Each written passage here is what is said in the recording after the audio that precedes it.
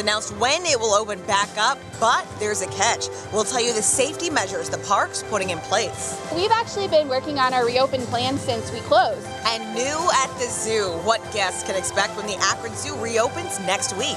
And Stipe is all set to step back in the octagon. We'll tell you when his rematch with Daniel Cormier will happen. It's all straight ahead as What's New starts now. And now, live from WKYC Studios, this is What's New. And hello again, everyone. Thank you so much for choosing What's New. I hope you're having a terrific Tuesday so far. I'm Jay Crawford, here with Romney Smith today, who is in again for Betsy. Hi, Romney. Hey, Jay. Great to be here again, once again with you. We start with the heat as temperatures soared this afternoon. Yeah, it feels like somehow we went from May straight to August, like we skipped June and July somehow. We have team coverage tonight on the near record-breaking heat, which has led to crowded beaches, as well as some of the swimming pools that made the decision to open already for the summer. That's right. But we're going to kick things off with Matt Wentz. Matt, so tell me, how hot is it outside? Well, I'll tell you what, it is, I don't know if you're setting me up for a joke, Romney, because I've got a bunch of dad jokes ready to go, but it's a scorcher. You know, we were calling for 92 degrees today, and so far we've hit 92 at Hopkins. We're still waiting hourly. We're watching that number. So not a record at Hopkins, but it was a record in Mansfield earlier as they're at 93. So let's take you to the maps right now. You can see all the area temperatures. We're up near 90, pretty much area wide, if not into the 90s. Ashland, Mansfield, you're two of the hot spots. Akron, you're at 92 right now.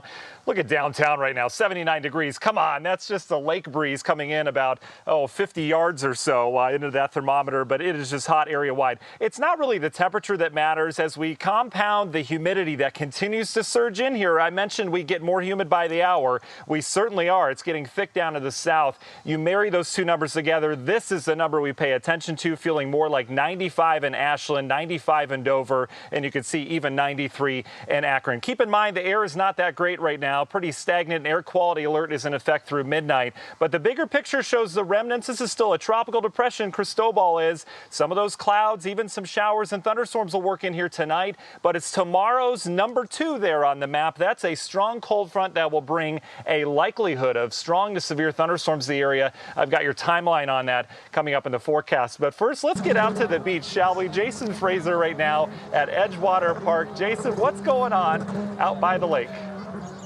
Oh, you know what, Matt? It is very hot out here, but you know what? That is not discouraging anybody from coming out here. We have really seen hundreds of people, and I'm going to step out of the shot and just show you here. You can see that the beach, for the most part, is pretty crowded here, and we also have seen people barbecuing as well here. Some people are observing social distancing. Most people, as you can see, are not, and most people out here do not have any face mask on. Now, the Cleveland Metro Parks told me that they have seen a spike in visitors across the board, over 72% over the last few months. They, of course, expect that number to grow since there is going to continue to be very nice weather. However, they are reminding folks that we are still in the midst of a coronavirus pandemic, so playgrounds remain closed, and the trails and beaches, though, will remain open. Now, over at the Menor Headlands, we did see some people out and about as well. Some of them did have on their face masks, some did not. And if you're looking to stay cool during this, what I like to call very hot weather, well, here are a couple of reminders. Just drink plenty of water. Try to avoid the temptation of using alcohol. I know everybody does like to have a little drink. Wear loose-fitted clothing that's lightly colored and stay in the shade as much as possible. Do not forget also about your pets as well. If it's too hot for them, it's likely too hot for you as well. So far, we've seen just a few pets in around here at Edgewater Park, but for the most part, people are trying, Romney and Jay, just to get some relief from these very warm temperatures. Absolutely. Jason, why not go outside? Romney, I don't know about you, but I think he got the plum assignment today. I know he's working, but at least he is at the beach. But Jason, take this advice. Do whatever you can to stay cool. Yes, absolutely. And by the way, before I go, I did want to let everybody know we did have a face mask that I was going to wear, but as you can see, it popped about 10 minutes before the broadcast. So we are observing social distancing right now. Good to know. Thank you, Jason. All right, and the hot weather has a lot of people looking for places to cool off, but because of health concerns, a lot of pools aren't opening this year. Our Brandon Simmons is in Rocky River live where hundreds headed to the city's pool to beat the heat today. Hi, Brandon. Hey, Romney, yeah, you're right. Hundreds of people were here, but they were just told they had to leave a few minutes ago. This is the end of the first session, and that's one of the new things that comes under this new coronavirus pandemic. So this is day 2 of the pool being open, and the rules kind of change day to day as they learn different things. So this is the time when they actually close the pool, and you can see the lifeguards back there cleaning a bunch of different things, getting things ready to go. But I also want to show you earlier today when there were hundreds of people here, they do have capacity limits in place. So only 200 people are allowed in each session here at Rocky River, and that will be different for every city depending on the rules they make and how big their pool is. Now, people are being asked to register ahead of time for 3-hour sessions, and at the start of each session, you'll see that there are some really long lines, but they do move fairly quickly, and social distancing is encouraged while you wait in line and once you get inside. Now, once you get inside, you'll have to bring your own chair and your own towels to sit around on and spread across the pool deck, because a lot of the equipment that a lot of people would touch has been put away to keep the virus from spreading, and those capacity limits also help with that. Now, also, you'll see not every pool feature is open, but that's not stopping anyone from coming to cool off. We do not currently have our slides and any of our water features open. We're hoping to open them very soon once we feel that it's safe. It's a lot different, I think, even for them not having the slides and different things like that, but we had a lot of fun. It was good to have somewhere to go, to get out of the house after being cooped up for so long.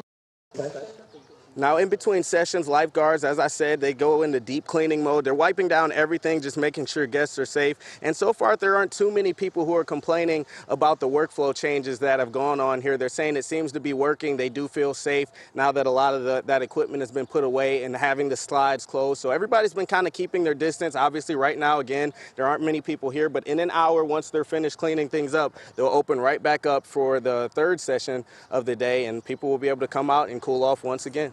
Totally understandable given these high temperatures. Thank you, Brandon. All right, first up on your feed at 5, we now have a date for when Cedar Point will open its doors. Even though the governor said that amusement parks could open on June 19th, the Sandusky Amusement Park will wait instead until July 9th. What do you think? Do you feel comfortable going back to amusement parks? Yes or no, or not sure? You can weigh in now on our website, wkyc.com/vote now. Season ticket holders will get the first crack at things on July 9th and 10th.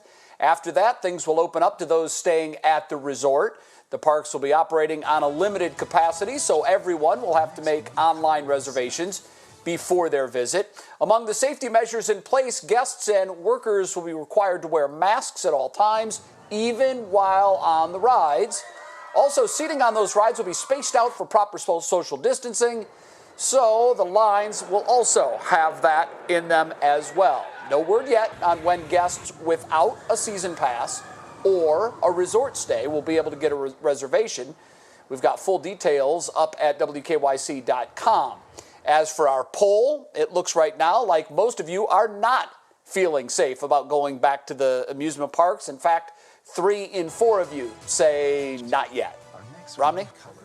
All right, so let's get to a bit of good news for you this afternoon. When you look at the new coronavirus case numbers for today, there were 325 new cases overnight. That's a decrease of 36 cases and the smallest increase since April 14th. Ohio has experienced 39,162 cases of coronavirus overall. Also, we have some clarification tonight on comments from a top World Health Organization expert after many thought she said people without COVID-19 symptoms rarely transmit the virus. Tonight, officials say she was only referring to a few studies, not the big picture. Now, those remarks raised confusion among a lot of experts and other health officials after they've recommended masks be worn specifically to try to prevent the virus from spreading. A local doctor will also weigh in on all of this coming up in our 5:30 half an hour. Governor Mike DeWine is talking racial inequity and police reform as protests continue all across the country following the death of George Floyd. Our Laura Queso is here with more from the governor. Good afternoon. Good afternoon to you. Yeah, he laid out several measures and actually said this is just the first round of announcements on the subject, ones that he could make without legislation. So let's get right to it. First, he's encouraging the 400-plus law enforcement agencies in the state that are not certified in Ohio's use of force and hiring recruitment standards to get certified. Secondly, he's calling on the Community Police Advisory Board to develop a new minimum standard on law enforcement's response to mass protests, basically saying he wants peaceful demonstrators to feel safe. And third, he wants to increase recruitment and retention of minorities and women in law enforcement. I am announcing today that through the use of existing resources, we will create a new Ohio Office of Law Enforcement Recruitment within the Office of Criminal Justice Services. The need for more minorities, more females in the law enforcement profession is certainly not a new concept. Now, he says more needs to be done on that front. And Romney, coming up at 6, we'll have Governor Mike DeWine's reaction when he was asked if we should defund the police, something, of course, that has been a call from many throughout the country and also here at home. Interesting. Looking forward to hearing that. Thank you, Laura. He's a gentle giant, and he had his life taken away when he shouldn't have been. A final farewell for George Floyd today in his hometown of Houston, Texas. Thousands have already paid their respects to the man whose death sparked a global movement. NBC's Jay Gray has details on today's private funeral. Tonight, George Floyd is finally home. It's time for us to celebrate his life. We may weep, we may mourn, we'll be comforted, and we will find hope.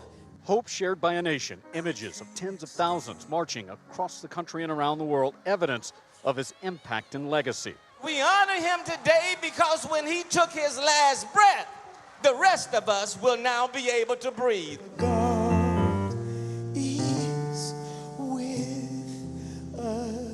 But for Floyd's family, breaths are difficult to gather right now. All I think about is when he was yelling for mama. Their hearts are heavy, their loss overwhelming. I just want to say to him, I love you, and I thank God for giving me my own personal Superman. A superhero to so many here whose message and mission doesn't end with his passing. Out of his death has come a movement, a worldwide movement. We lift our voices. But on this day, the movement pauses, if only for a few hours, For your goodness. to honor his memory. Floyd's final resting place is in a family plot next to his mom, who witnesses say he was calling for just moments before he died. Jay Gray, NBC News, Houston. Jay, thank you very much. The death of George Floyd is forcing our nation to take a hard look at racism in America. That's why tomorrow at 7 o'clock, we're discussing with community leaders how we got here and the next steps needed to make this a better Northeast Ohio for all of us. We hope you join us for a special edition of Front Row, A Turning Point. Again, that's tomorrow at 7, right here on 3 News. Ahead on What's New, the date is set for the third and likely final fight between UFC heavyweight champ of the world and Cleveland's own Stipe Miocic and Daniel Cormier. All the details are straight ahead. Plus, after months of being closed, find out how the Akron Zoo plans to keep its guests safe when it opens back up.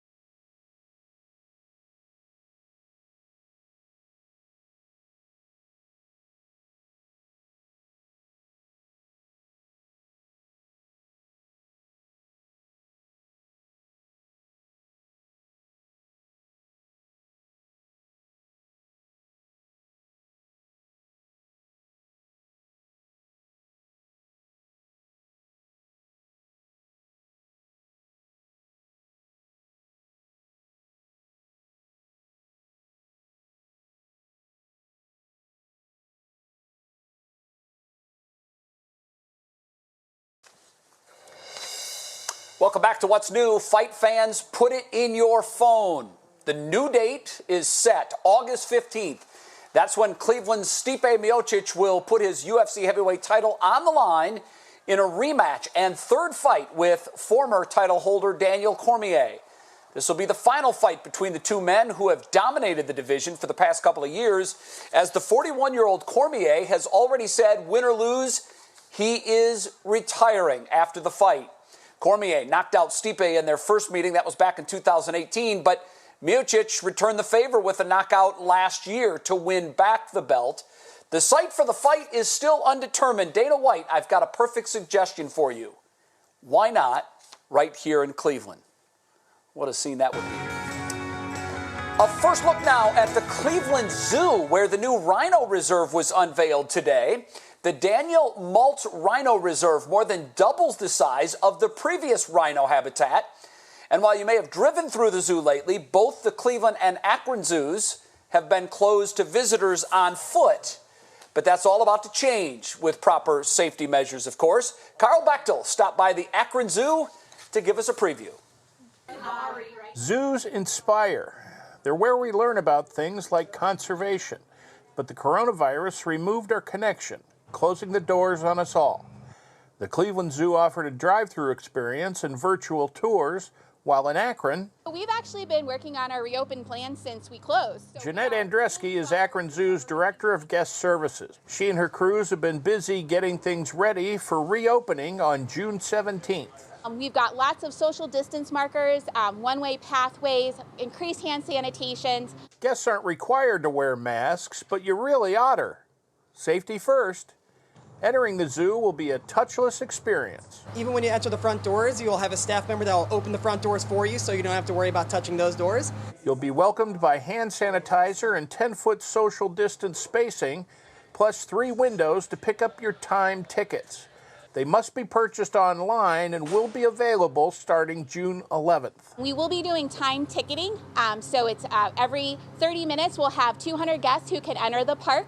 Check out the zoo's website for more details on reserving your visit time. Though indoor enclosures will be closed, the snow leopards and new resident leopard Milan, among others, are waiting. The animals are almost as excited as the zoo employees to reopen. We're counting down the days. We really can't wait to see everybody. In Akron, Carl Bechtel, 3 News. Carl, thank you very much. Boy, this record-setting heat here at home, but check out what some people in the Colorado mountains woke up to this morning. You're not seeing things. That is snow from our sister station, KUSA in Denver. On the right side of your screen there, a live look at Edgewater Beach. Truly a tale of two extremes on opposite sides of the country. I guess the snow would be on the left side of your screen. That's beachgoers on the right. Either way, Matt, it's funny how on a day like today, snow takes on a completely different look and feel. I think today I would take a small dose of snow. Not very much, just a very small and brief dose of snow. Yeah, and with that in mind, your word for the day, your weather word for the day is snow cone. I think that'll be easy. Snow cone. Okay, that should be pretty easy, Jay. You were talking two different extremes, you know. Me too. You were talking 2 different extremes. You should see Emmy and River right now. River is totally not in a good mood tonight, and Emmy's having a lot of fun. I overfilled the pool. The idea was to have a pool party, and I left the hose on. I got distracted, and now we have an infinity inflatable pool back here, so the yard's flooded. Cleveland Water and Sewer is going to hate me. Well, actually, they'll pay for it with the bill, but just hot wreck express over here, I'll tell you. But, Jay, it certainly was hot. We all know that. I've been talking about this last couple of days. This was going to be our first 90-degree day in Cleveland. Akron, Mansfield, you've already seen it. We averaged June 22nd. We're sitting here, June 7th today? June 9th today. Boy, time flies. But check out this stat. We hit 90 degrees before Atlanta, Georgia this year. How about that? It's been kind of cloudy and rainy down there as they have been in the upper 80s for much of the time. So let's talk temps right now. We're still in 90 degrees from Ashtabula, Jefferson, Akron, back down towards Worcester, Millersburg, even Norwalk sitting at 90. There is no cooling whatsoever happening in our atmosphere, but it feels more like the mid-90s in spots, especially down to the south. That is where that humidity is highest. Remember, we were talking about that humidity was going to creep up hour by hour. Oh, it's creeping up all right. It's up to 70 in Millersburg, that dew point. Dover as well. You can see how we still have a little bit drier air out towards Ashtabula and Trumbull County, but all this will be in humidity tonight. And the reason why is because the remnants of Cristobal continue to head off towards the north. It virtually brings that tropical air mass out of the Gulf, brings it all the way northward, and that's what we're going to be kind of transitioning to here tonight. So there you see it. Still a tropical depression. Chicago's had some severe weather from this. We're going to get some of those bands that move through tonight. Likely some downpours. Best chance are going to be off towards the west. Perhaps some rumbles of thunder as well. The clouds have already started to spread in here, but after that moves out, we go quiet tomorrow morning. And then that number 2 is the thing we have to worry about. That's going to be a powerful cold front that develops, and it's going to spread likely a line of severe thunderstorms from west to east through the area. This is late tomorrow through tomorrow evening, and the Storm Prediction Center on board with that. They have an enhanced risk for severe weather in those pink areas. To me, enhanced doesn't tell me the severity of it, so I'm going to say likely with that, whereas we have pretty possible conditions with severe weather out towards the east. So let's get the timing on this with your National Design Mart hour-by-hour forecast. You can see some of those rain chances tonight. Temperatures tonight, look at this, midnight, we're still at 80 in Akron and downtown. We're not going to have much relief at all area-wide tonight. In fact, we only go down to the mid, even upper 70s for an overnight low. That humidity is going to be laying on thick. Definitely an air conditioner kind of night. Tomorrow morning we wake up, we'll have some sunshine throughout the day. I'm a little hesitant to say we'll have these showers and thunderstorms popping. I think the big show is going to be off towards the west, and I think we hit 90 degrees again with some humidity. That wind's going to continue to pick up, and here comes that line of severe storms, likely working from west to east through the area. This could have damaging winds, perhaps some spin-up tornadoes with this. Make sure you keep that in the back of your mind tomorrow evening, as we're going to have some big storms around, and then it's snow cone weather after that because it's going to be warm, but we'll be drying out thereafter. Your severe weather threats, again, damaging winds, the highest threat tomorrow, but hail and tornadoes certainly a possibility. Universal Windows Direct 7-day forecast, cooler and drier after that. In fact, we may not get out of the 60s this weekend, but overall we're dealing with that severe weather threat that we all have to be mindful at tomorrow. Jay? Now I need a snow cone. Matt, thank you very much. We'll see you in the next half hour. Attention, parents of teens that have waited and been waiting to get that first driver's license. We have news on when the BMV will be open for driving tests. That's next. Plus, your chance to weigh in on whether or not you'll hit the amusement parks this summer.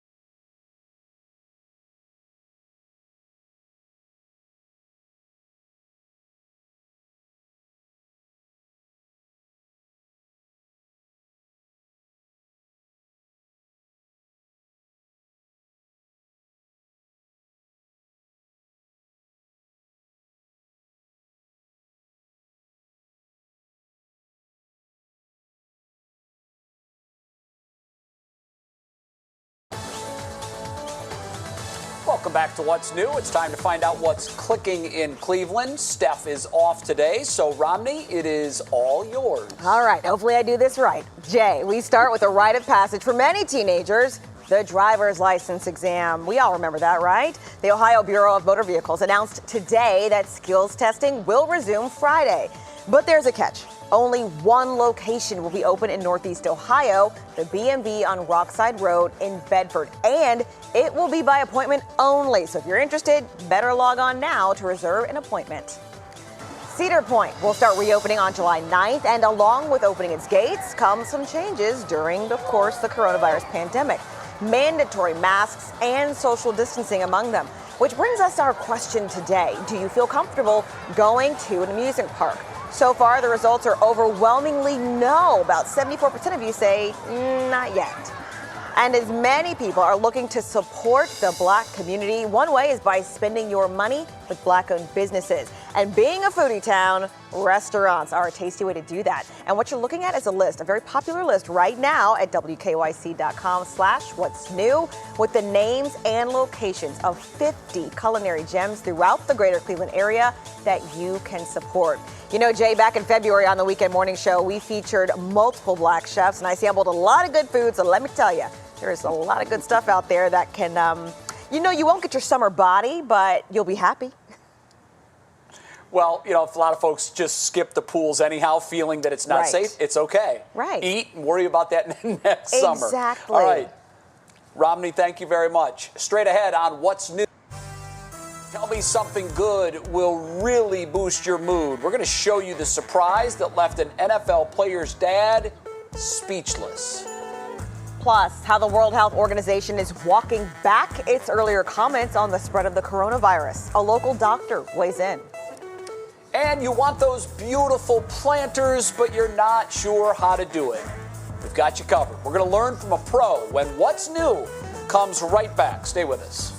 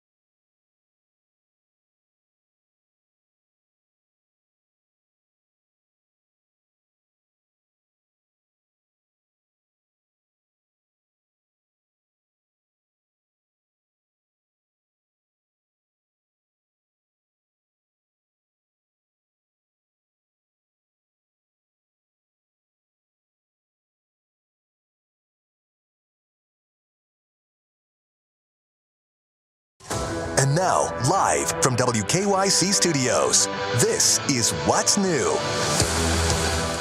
Welcome back to What's New. Today's Tell Me Something Good is truly a heartwarming story. Jay? Yeah, it is, Romney. I have sort of mixed feelings on this. I mean, you know how we feel about Pittsburgh Steelers around here. I know. I've learned. This story, though, gives us a good feeling. It really does.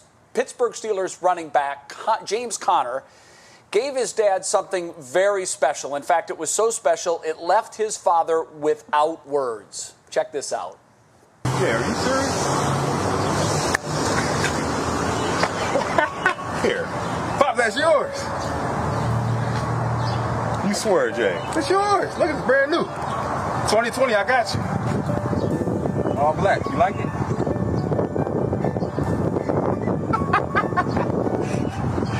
Check it out. I think Dad is actually in this state of shock. But it's real, and it is yours. And what a great thing to do. Connor posted the video on social media Saturday, and you can see his dad just doesn't know what to say. Connor finally convinced his dad he wasn't joking, and the two can be seen laughing and pushing each other and having a grand old time. That's what it's all about. You know, when you get into a position, Romney, when you can help your parents, it's a great way to show them how much you appreciate everything that they have done for you so that you can be in whatever station in life that you have achieved. And I know that's a wonderful feeling, and I can tell James enjoyed it probably more than Dad did. Pretty cool. It was just pure joy on his face. I loved it. I did too. All right, it is a scorcher outside today, so I hope the vehicle has air conditioning. I'm sure it does. Well, records are being broken out there. Matt Wintz is here with a look at where things stand tonight and when we might be able to look forward to a bit of a cool down. Hey, Matt. Well, hey there, Jay. You got that right. Numbers actually just released from the Weather Service today. The two records that went down, Toledo and Mansfield. So Cleveland, we were calling since Saturday night, if you join me, I was calling for 92 today. We hit 92 on the dot, but that is not a record. So we do not win anything for that 92 today. And then Akron, you were at 90 degrees officially today. We're still at 90 in Akron. It is hot all around Northeast Ohio. That's not the number we care about, though. When we combine this number, which is the dew point or how much moisture is in the air, some of the higher readings coming in down to the south, you combine those two numbers, you get the feels like temperature, the heat index, and that is exactly what it feels like. 96 in Norwalk, 96 Millersburg right now, 94 Worcester. That's some pretty serious heat. And keep in mind, we haven't had temperatures like that this year. It's always kind of a shock to the system. So make sure you're staying hydrated and, you know, all the things that we know to do during the hot weather. All right, we've got an air quality alert through midnight tonight. The air not that great. If you're sensitive groups, if you have asthma, not the night to go out for a walk, although it does seem nice. The air quality isn't great, but that will start to change as it mixes things up with the remnants of Cristobal. Still tropical depression. You can see the center well to our west, but this will spread some rain in here tonight, especially the western half of the area. But number two is the thing we have to worry about tomorrow evening. That's a cold front that will charge in here and clear everything out. And the Storm Prediction Center, as well as your Channel 3 weather team, agree we've got a likelihood of severe weather around here. We could have some pretty potent storms this time tomorrow. So I've got the details. We'll go hour by hour through that forecast and talk about impacts coming up here in the next weather hit. Jay? All right, Matt, thank you very much. No prize, no record. We'll maybe get one in the future. I'm sure we will. On to your top talker now. And experts worldwide have warned that people without coronavirus symptoms could still transmit the virus. That's right. So it was a surprise when the World Health Organization suggested the likelihood of getting COVID-19 from asymptomatic people was, quote, very rare. Tonight, the WHO is backtracking. Investigator Rachel Polanski is digging into that. WHO's Dr. Van Kerkhove clarified her message today, saying there's still so much we don't know about the virus, and her statement only reflected a small set of studies. So why was this such a big deal? Because of her word choice. People were asking, if it was, quote, very rare for asymptomatic people to pass on this disease, why then did we have months of government shutdown orders? Here's what Dr. Kerkhove had to say. I was responding to a question at the press conference. I wasn't stating a policy of WHO or anything like that. And I think that that's misunderstanding to state that asymptomatic transmission globally is very rare. What I was referring to was a subset of studies. At the heart of the issue is whether someone without symptoms can transmit the disease. And Metro Health Dr. David Margolio says the science at this point suggests the answer is yes. The reality is that there are a lot of people who could be feeling well who have the risk of transmitting to others. And Dr. Margolius went on to say that these uncertainties further emphasize the importance of lockdown measures. I'll dig into that part of the story tonight at 6. Rachel Polanski, 3 News. There is no shortage of news today. Laura Queso is standing by in the newsroom with some of the day's other big stories. Hi, Laura. Hi, Romney, and there is a lot to get to. Today, first, was a final farewell for George Floyd as a private funeral service was held in his hometown of Houston. Floyd's family, friends, and invited guests gathered at the Fountain of Praise Church for today's service. Only 500 people were allowed inside to keep mourners safely apart, though long lines formed yesterday as those who knew him and those who did not showed up to pay their final respects. The mayor of Houston spoke at today's service, bestowing a special honor on Floyd and this day. We honor him today because when he took his last breath, the rest of us will now be able to breathe.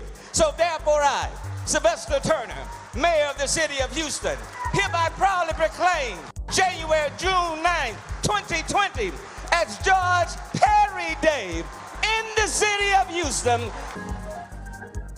Today's service follows a week of memorials that started last Thursday in Minneapolis. Floyd will be buried next week next to his mother in Texas. We're getting our first look at the moment violence broke out at the downtown Cleveland protest over the death of George Floyd.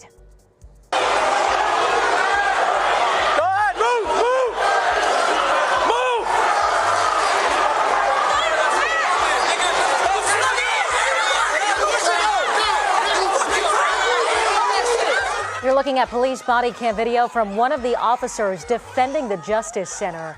The crowd smashed windows and a couple of people did get inside the building. They were quickly pushed out, we're told.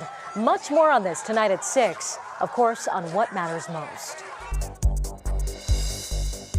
An appeals court has struck down a ruling that would require the Bureau of Prisons to identify and release medically vulnerable inmates because of the coronavirus pandemic. 1 in every 4 inmates at Ohio's Elkton prison has tested positive for the virus. 9 people have died. Former County Commissioner Jimmy DeMora is among the inmates at Elkton. The ruling means he will not be released. The ACLU calls today's ruling a, quote, major loss for incarcerated people who are at risk from this deadly disease. Again, like I said, a lot to get to. Much more again at 6, Romney. That's right. Hopefully people are saying, you know what, so much going on, I'm just going to keep the channel on 3. Thanks, That's right.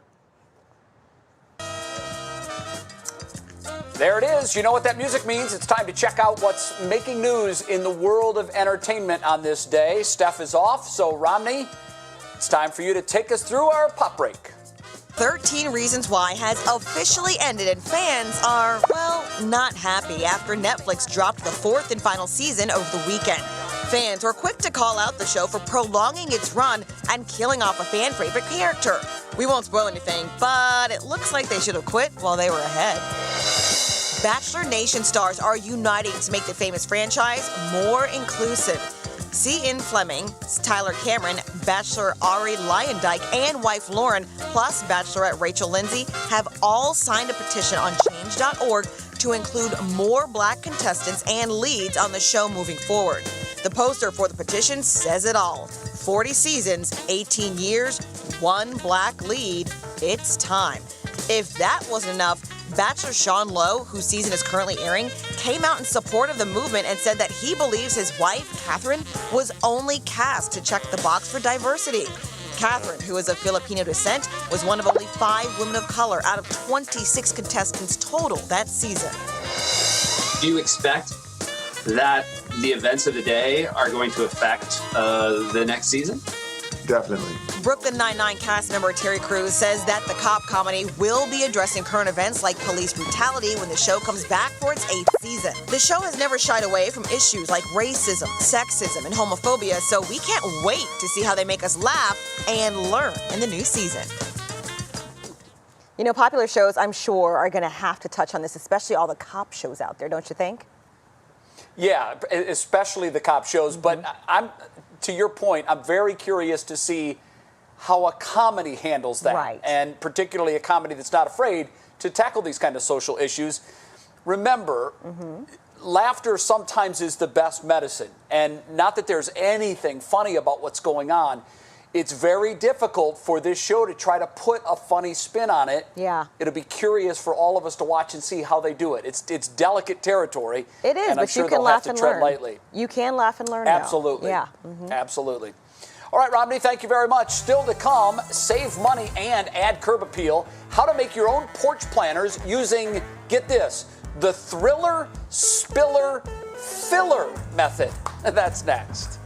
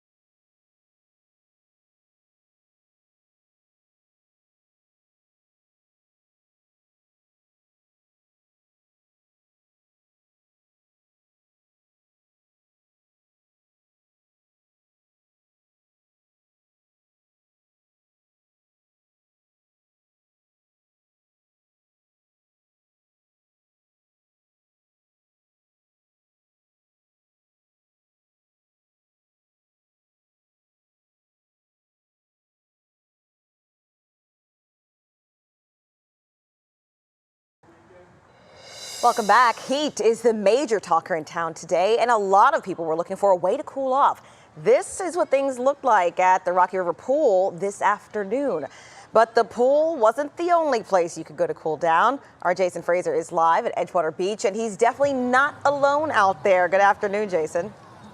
Hey there, Romney, and good afternoon. Yeah, it was a very busy afternoon here, and it continues to be very busy here. I want to show you what everybody is pretty much doing here at Edgewater Park right now. You can see that we do have a drummer that's all the way maybe about 50 feet away from us. We've also seen plenty of people also barbecuing as well. You know, this is the time of year to do a little bit of barbecuing and making sure that people eat their hamburgers and hot dogs. But the big story today is definitely the beach. As you can see, Edgewater Beach, it is definitely very crowded there.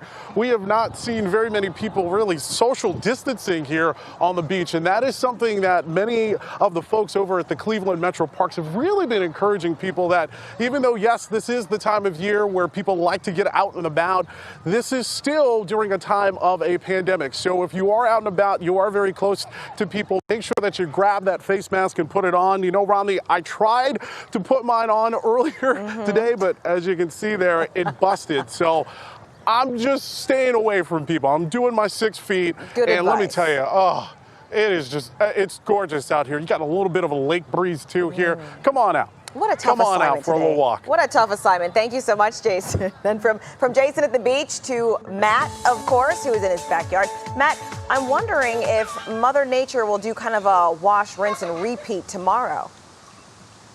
That's a really good question, Romney. That often is the case around here. And I think so. Tomorrow, though, we're going to compound things by throwing in that severe weather threat, especially late in the day. But yeah, we've got a steamy night tonight and a steamy day tomorrow once again. I don't think temps will be quite as warm. I don't know if you can hear Emmy in the background. She just went down in the pool. And so you know that first feeling when you get all cold. You okay, honey? She's doing all right.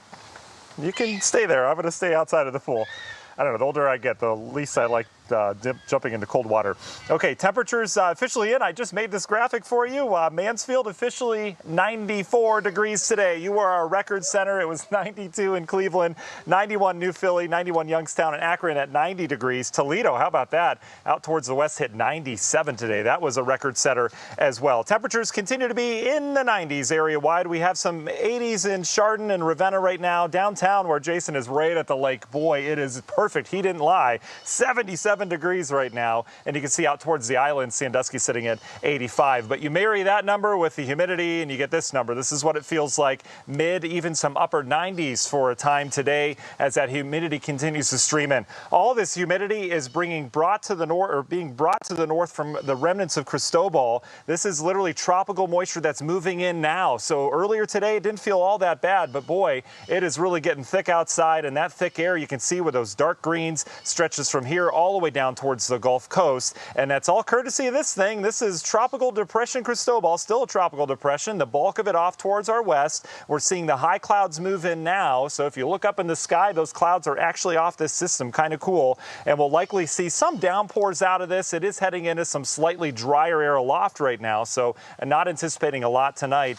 But system number 2 is the one to worry about. There's an area low pressure, the same one responsible for all the heavy snows across the Rocky Mountains and severe weather for days out in the plains. That will push this whole entire system and develop as a larger area low pressure off to the east, and that will bring with it a sweeping line of strong to severe storms about this time tomorrow. So the Storm Prediction Center has highlighted not just Michigan, but much of the viewing area here in northern Ohio and even western Ohio for a enhanced risk of severe weather tomorrow. Bottom line, we're likely to get severe thunderstorms, and damaging winds will be the primary threat with that. So let's look hour by hour with your National Design Mart forecast. If you're expecting relief tonight, you are not going to get it. We're only going to drop into the mid, even upper 70s, I think, in Cleveland and Akron. It's going to be a thick start tomorrow, but I think we start dry. By afternoon, we may pop some downpours here and there, but I think the bulk of the energy of the system is going to be off towards the west. And you can see it there on our model. That line of showers and thunderstorms will develop, and it'll race from west to east.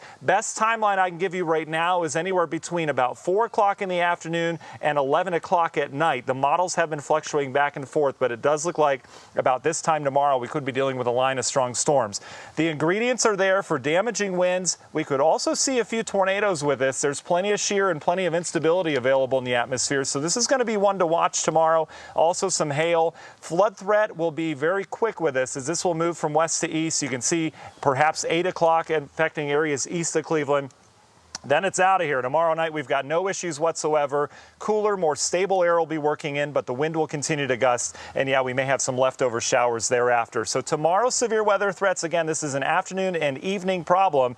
Damaging winds, hail, tornadoes, all possible with this. And I think that flood threat would be temporary, if any. Universal Windows Direct 7-day forecast. I've got us at 90 degrees again tomorrow. We bring in refreshing air Thursday, Friday, and then even more refreshing this weekend.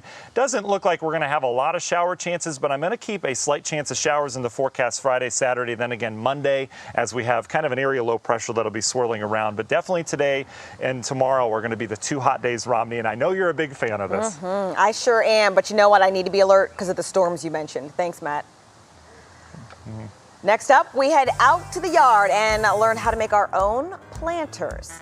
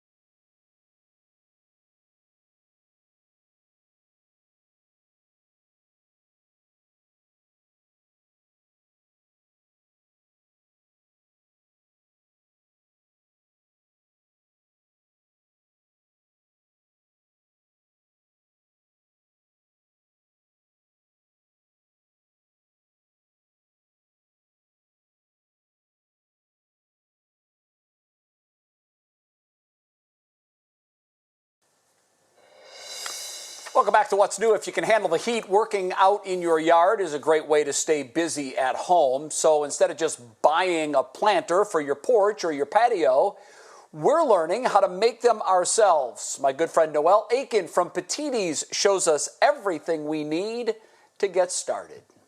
Today we're going to do container gardening, real simple container gardening from what you need to start with to all the different type of plants that you can use, and really your options are limitless as far as that's concerned, because you can use your annuals, you can use perennials. It's June now, so it's perennial gardening month, and we've got a lot to show you. So basically, to start out with, this container is just a plastic container. You can use ceramic, you can use terracotta, whatever's best for you. Make sure it has drainage holes in the bottom. That is key. Number one key with container gardening, make sure you have drainage. And then the next thing that we use in the container is actually this guy. This is an upsidaisy, and it is kind of like a false bottom.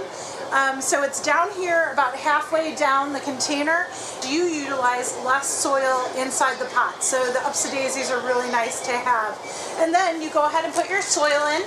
So this is Petiti's planting mix. When you use the planting mix, it retains the water a little bit longer, so we tend to use planting mixes just so you don't have to water as often with potting soil. Potting soil tends to dry out a little bit more.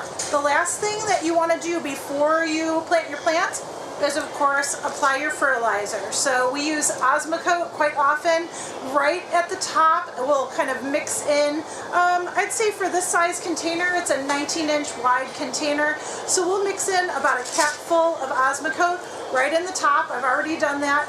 And then we'll start to plant our plants. Your options are limitless. I usually do the spiller first, so I select a spiller, which is kind of a trailing plant. It could be foliage, it could be flowering.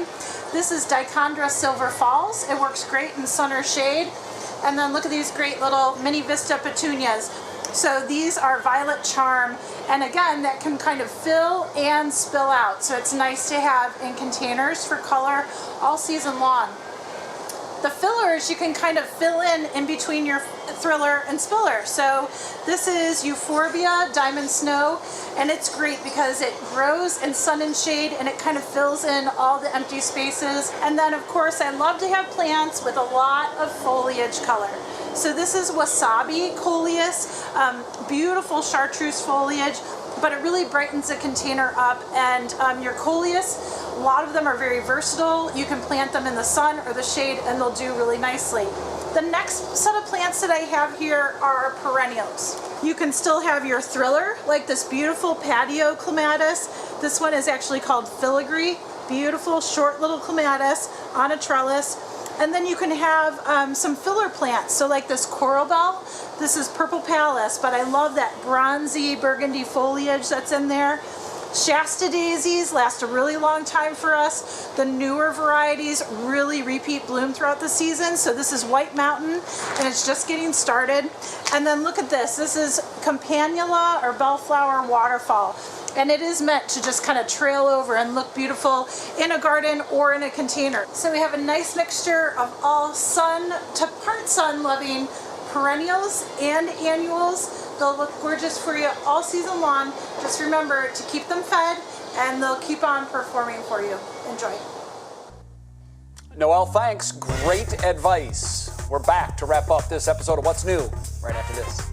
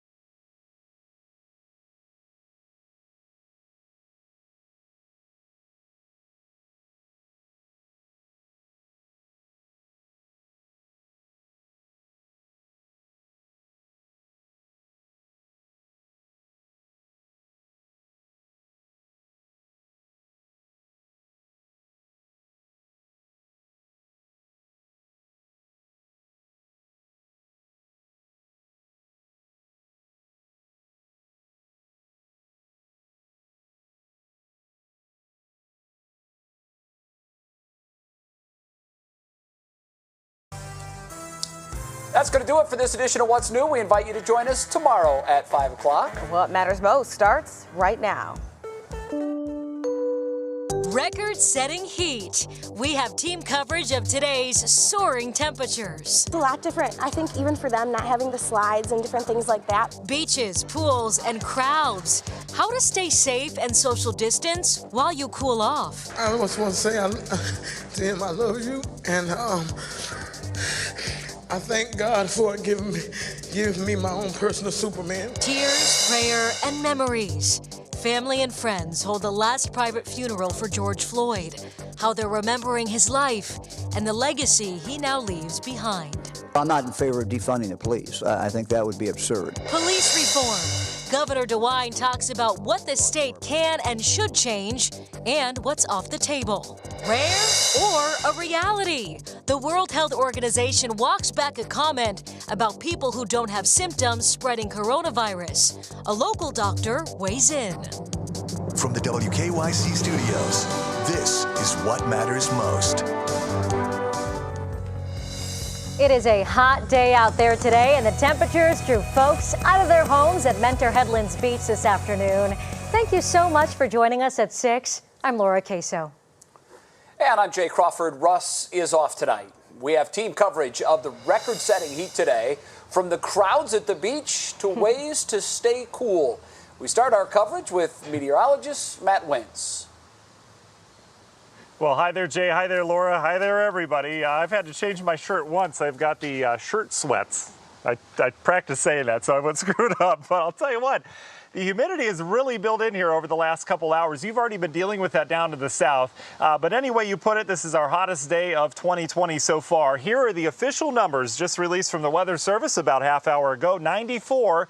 That was our only record in the viewing area. In the Mansfield area, Cleveland, you hit 92. Our record was 93. New Philly, Youngstown, still in the low 90s. Akron, Canton at 90 degrees. A hot day any way you put it. Temperatures still hot this evening. We're still in the 90s for many of you, upper 80s for others. You combine this with humidity, you get the heat index, and this is what it feels like as you're stepping out the door. Perhaps 95 in Ashland, 95 Mansfield, and even 94 down in Dover, New Philly. It is just a steamy afternoon that will turn into a steamy evening here across northern Ohio. The air's not that great either. We've got an air quality warning out for the counties you see there shaded. That goes through midnight. Kind of stagnant air for those that are sensitive to, some of the ground level ozone that we have. Not the best night to go out, but all eyes on Cristobal. This is still a tropical depression. You can see some of the high clouds working in with this.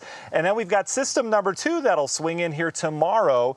So we've got kind of a double whammy here with some downpours perhaps tonight off towards the west, but tomorrow's severe weather threat continuing to look likely for much of the viewing area. We'll deal with this hour by hour coming up in your forecast. But first, someone who's actually around people. Jason, I haven't been around people in a long time. What is it like on Edgewater Beach here this afternoon? You know, you would think that because of all of the social distancing guidelines, people would have stayed home and said, you know what, let's stay away from this. But you know what, Matt? People saw the temperature and definitely headed outside. Let me step out of the shot and just show you here. There are people here who are barbecuing. I've been smelling some of these good hot dogs as well as burgers that are on the grill there. We also saw someone drumming today, and I want to show you Edgewater Beach right now. You can see it is pretty packed out here. People are not practicing social distancing, and this is something that, of course, the Cleveland Metro Parks is very concerned about as a number of people continue to leave their homes and head to the park. So they are encouraging people to please either wear masks or encourage them to social distance. Now, if you are going to be heading outdoors tonight, I do want to remind you about just a couple of things that you should be doing, including drinking plenty of water, making sure that you, of course, stay away from some of the alcohol. Make sure that you are also wearing loosely fitted clothing, and also try to make sure that your pets are okay. If it's too warm outside for you, it's likely too warm for your pets as well. Now, one of the other places that people were heading to besides the beach were the pools. Brandon Simmons picks up our team coverage. And Brandon, I understand that some of the pools did open up today, right? Yeah, some pools are open, not many. A lot of them will open up next week. But here in Rocky River, they're open for business, just starting their 4th session of the day. So that's why the pool looks empty. I bet you there's a line out there. I've seen hundreds of people come in and out throughout the day. And I can tell you one thing, there's not much fear of coronavirus here. There's nothing like spending the day poolside when it's 90+ degrees out.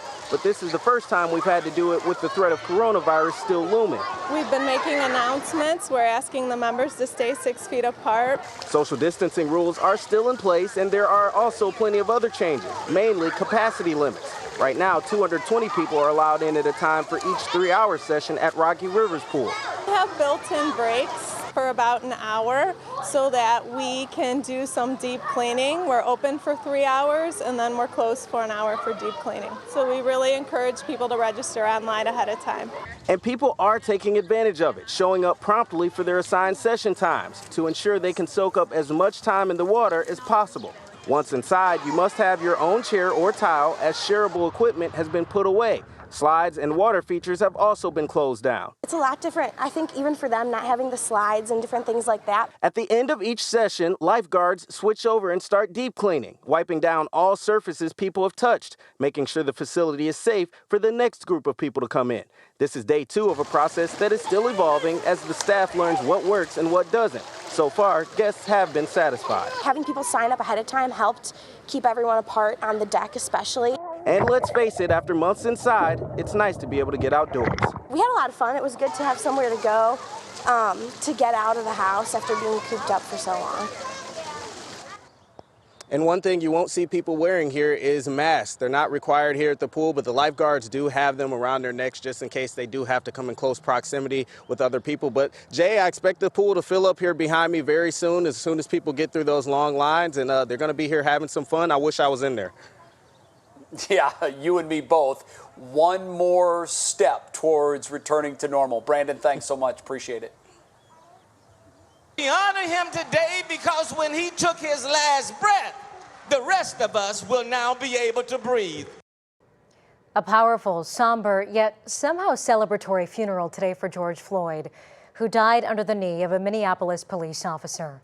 NBC's Jay Gray was at the ceremony today in Houston and joins us live with more. Hi, Jay. Tonight, George Floyd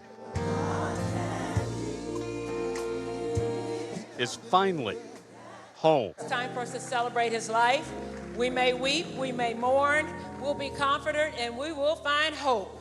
Hope shared by a nation, images of tens of thousands marching across the country and around the world, evidence of his impact and legacy. We honor him today because when he took his last breath, the rest of us will now be able to breathe. God is with us. But for Floyd's family, breaths are difficult to gather right now. All I think about is when he was yelling for mama. Their hearts are heavy, their loss overwhelming. I just want to say to him, I love you, and I thank God for giving me my own personal Superman. A superhero to so many here whose message and mission doesn't end with his passing. Out of his death has come a movement, a worldwide movement. We lift our voices. But on this day, the movement pauses, if only for a few hours, For your goodness. to honor his memory. Such a powerful service here. Look, Floyd's final resting place is in a family plot next to his mom, who, Laura, people say he was calling just before he died. Back to you. Jay Gray, thank you so much. We are getting our first look tonight at the violence that broke out at the Justice Center during the downtown protests over the death of George Floyd. Those protests turned into a riot, as you can see from this police body cam video.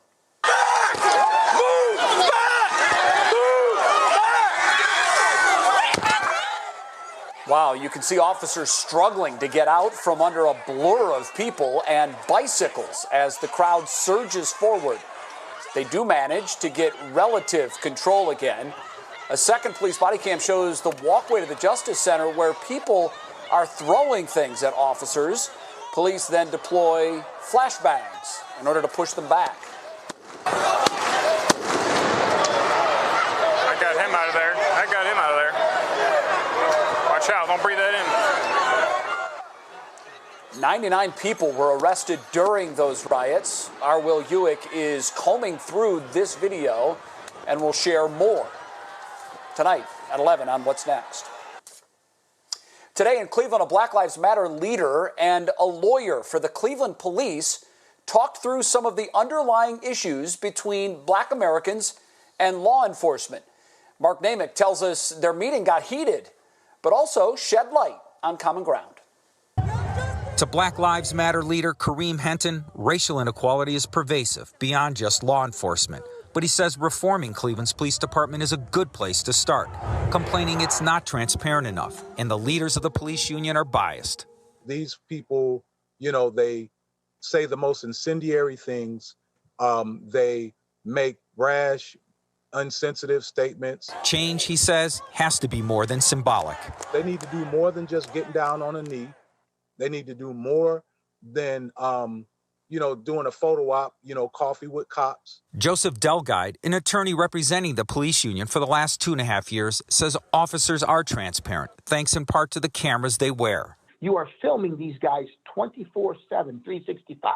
And frankly, as a union membership, we welcome it. We're not out there trying to hurt people. Their meeting, organized via teleconference by the Cleveland Metropolitan Bar Association and moderated by attorney Ian Friedman, got heated when Henton accused the department of systematic racism. Because there's racism within a white-dominated Cleveland division of police. White-dominated? Really? The chief of police is a black man. The racism that is pervasive. Also black men. Hold on. Kareem, that's just not so. White people do not run the Cleveland Police Department. Delguide insisted checks and balances are now in place, and he made a bold prediction that they would prevent police killings of unarmed black citizens, like that of George Floyd in Minneapolis, from happening here. That won't happen in Cleveland, Ohio. The attorney for the union said during the forum that police officers don't deserve to be painted by such a broad brush, and he offered his cell phone number to Henton so the two can continue to talk about police reform. Mark Namick, 3 News. For the first time, we heard from Governor Mike DeWine on his stance on calls to defund the police. The governor said he's against the idea. Take a listen. Well, I'm not in favor of defunding the police. I think that would be absurd. I can't imagine, what people are thinking about defunding the police. I mean, we need police. We need fire. We need emergency responders. These are the people who protect us. According to supporters of the Defund the Police movement, it isn't about eliminating police departments or stripping agencies of all of their money, but they say it is time for the country to address systemic problems in policing and spend more money on other needs like housing and education. The governor made it clear today, while he does support change and reforms, defunding the police is not something he's behind. The death of George Floyd is forcing our nation to take a hard look at racism here in America. That's why tomorrow at 7, we're discussing how we got here with community leaders and the next steps needed to make this a better Northeast Ohio for all of us. We hope you join us for a special edition of Front Row, A Turning Point. That's Wednesday at 7 here on 3 News. Laura, let's quickly get everyone up to speed now on the latest coronavirus numbers here in Ohio. The state reporting 325 new cases. That's a decrease of 36 cases from yesterday. It also marks 4 straight days now with new cases in the 300s, certainly going in the right direction. The World Health Organization said COVID-19 carriers who show no symptoms rarely infect others yesterday. But today, they're walking back that claim, and of course, that has led to so many questions. Sorting it all out, 3 News investigator Rachel Plansky.